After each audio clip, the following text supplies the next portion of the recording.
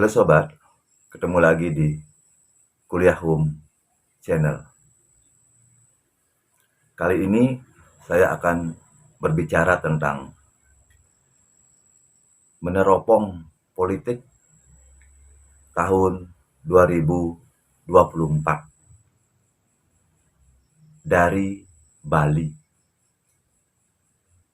Bahwa peradaban politik dari era keperkasaan raja, kebenaran natural, keadilan republik, dan hingga kini di era kejujuran digital terus berkecamuk. Peradaban politik memberi arah kepada kekuasaan untuk selalu berbenah di dalam memproduksi keadilan, karena ujungnya ada di sana. Cerita ini adalah cerita yang diceritakan kembali. Tentu karena dari Bali, saya akan kaitkan dengan belief system orang Bali itu sendiri. Ceritanya seperti ini. Di awal masa pasca kemerdekaan, arah utara dengan warna hitam yang diwakili oleh Partai PNI menjadi pemenang di era itu. Seiring berjalannya waktu dan perubahan politik, arah utara bergeser ke arah barat dengan simbol warna kuning. Tentu di sana ada Golkar. Kekuasaannya bercengkram lama 32 tahun. Tentu dengan karakter kekuasaannya sendiri-sendiri.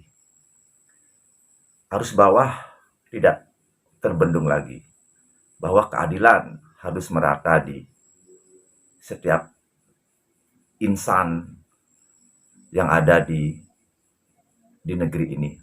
Arah barat bergeser ke arah selatan yang diwakili oleh warna merah.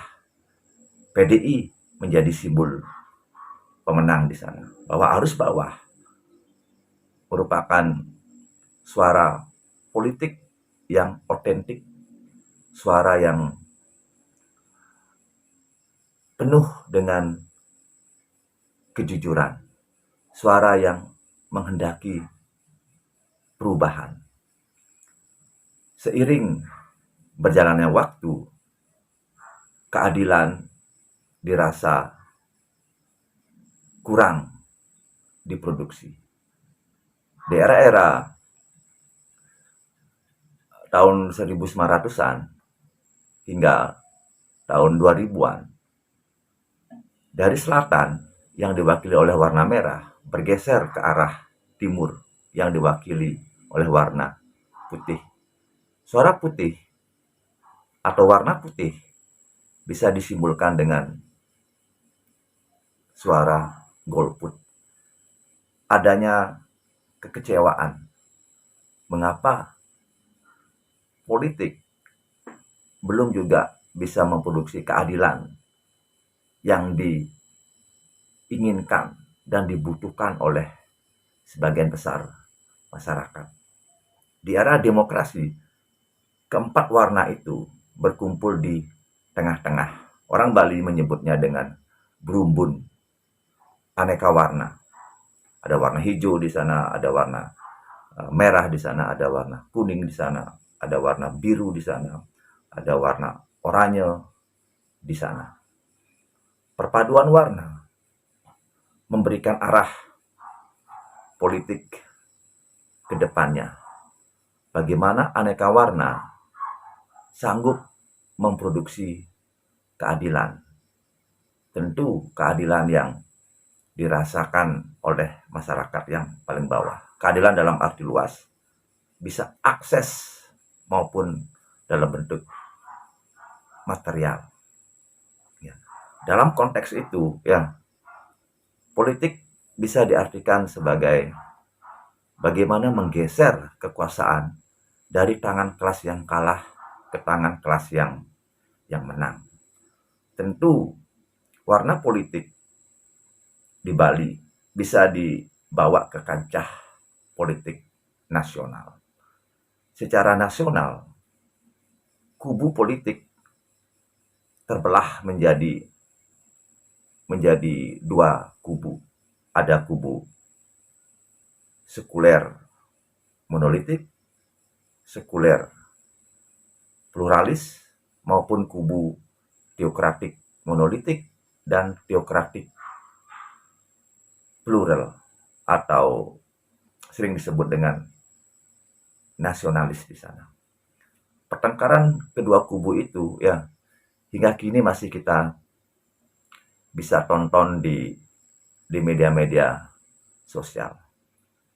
Siapakah pemenangnya? Tentu semua partai politik akan menggeser kubunya ke ranah plural. Mengapa?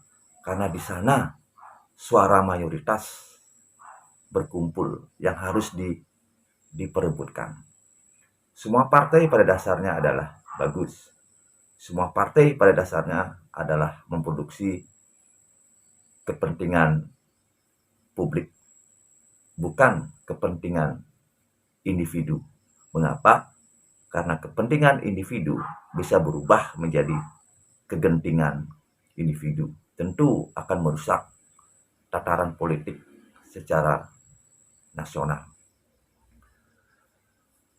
Perpolitikan secara nasional tentu tidak lepas dari permainan politik global. Secara global juga, kubu politik itu bisa digambarkan dua kubu juga. Ada kubu justice global, ada juga kubu justice nasionalis, dan kubu libertarian global maupun libertarian nasionalis. Akhir-akhir ini, ya, perpolitikan internasional mencuat ke permukaan. Geopolitik memanas di tengah isu-isu yang sangat mendasar seperti isu gender, isu lingkungan, isu kemiskinan, tentu dimarakkan juga oleh isu digitalisasi. Bagaimana kubu-kubu justice yang awalnya dagangannya justice bergeser menjadi kubu libertarian yang mementingkan dirinya sendiri. Contoh, bagaimana Rusia dan Amerika yang awalnya sangat getol berbicara tentang justice global, di tengah kepentingannya dia menggeser dirinya menjadi kepentingan libertarian nasionalis.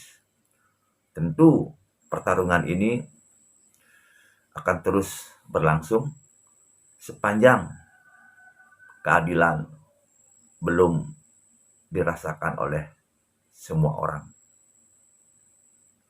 Keadilan yang sangat mendasar, bahwa hak setiap orang untuk adil, hak setiap orang untuk bebas di dalam berusaha dan berupaya. Bukankah itu yang menjadi dasar setiap nation state yang ada di dunia?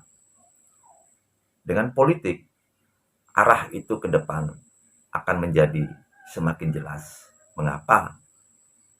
Karena kejujuran digital akan memaksa semua itu. Setiap politik harus tampil secara otentik. Setiap politik harus tampil secara jujur, di mana semua kebijakan, semua gestur politik akan terekam jejak di digital. Setiap orang akan bisa mengakses semua itu. tentu pertarungan akan semakin sengit. Contoh, China juga berkepentingan besar dalam politik internasional dan kubu-kubu di belahan dunia yang lainnya. Tentu pesan politik hanya satu, tidak ada makan siang gratis. Teorinya sangat mudah. Mengapa itu terus dilontarkan?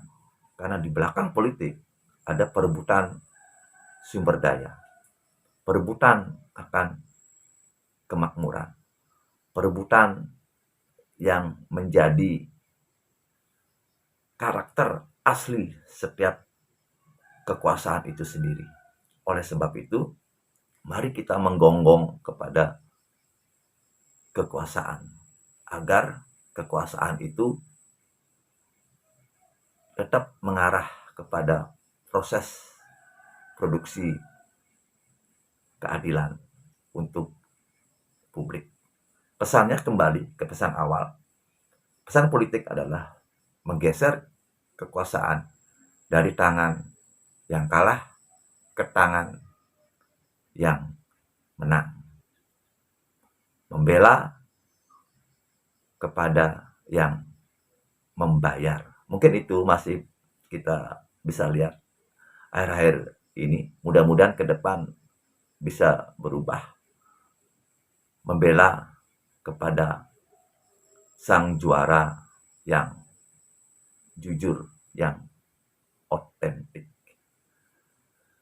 Mungkin itu saja kuliah HUM hari ini, meneropong perpolitikan di tahun 2024. Mudah-mudahan bisa berguna, dan sampai jumpa di kuliah HUM selanjutnya. Terima kasih.